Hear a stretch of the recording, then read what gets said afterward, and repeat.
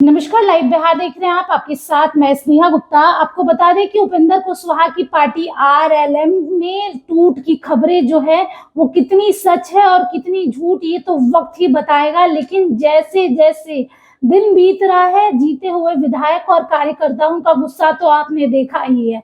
और ऐसे में रामेश्वर महतो ने एक ऐसा पोस्ट कर दिया है जिसके बाद बिहार की राजनीति गर्मा गई है। और दीपक प्रकाश जो कि उपेंद्र कुशवाहा के बेटे हैं और इस बार मंत्री उनको बनाया गया, ना वो विधायक है, ना वो एमएलसी है, ना कोई नेता का या फिर नेताओं के काम का अनुभव है। ऐसे में उनको मंत्री बनाने से विधायक तो नाराज है ही, कार्यकर्ता भी नाराज है।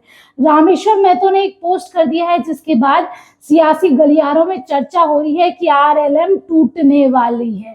उपेंद्र कुशवाहा की पार्टी, उपेंद्र कुशवाहा खुद राज्यसभा सांसद है, पत्नी विधायक है और बेटे मंत्री बन चुके हैं। और सबसे ज्यादा जिन मंत्रियों ने शपथ लिया था मुख्यमंत्री नीतीश कुमार के साथ, सबसे ज्यादा चर्चा दीपक प्रकाश की हो रही थी, क्योंकि कैजुअल लुक में आ गए थे। और ना उनके कपड़ों की अगर हम बात करें तो टी शर्ट, जीन्स और क्रॉक्स में नजर आए।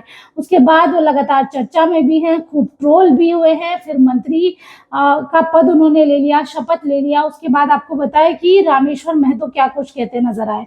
रामेश्वर महतो लिखते हैं, राजनीति में सफलता केवल भाषाओं से नहीं बल्कि सच्ची नीयत और दृढ़ नीति से मिलती है। जब नेतृत्व की नीयत धुंधली हो जाए और नीतियां जनहित से अधिक स्वार्थ की दिशा में मुड़ने लगे, तब जनता को ज्यादा दिनों तक भ्रमित नहीं रखना चाहिए। आज का नागरिक जागरूक है, वह हर कदम, हर निर्णय और हर इरादों को बारीकी से परखता है। तो देखिए, नेतृत्व का नियत जो है धुंधला हो रहा है। कहीं ना कहीं उपेंद्र कुशवाहा पर निशाना साधा जा रहा है। इशारों ही इशारों पे कहा जा रहा है कि जो स्वार्थ की राजनीति है वो आरएलएम में देखने को मिल रही है।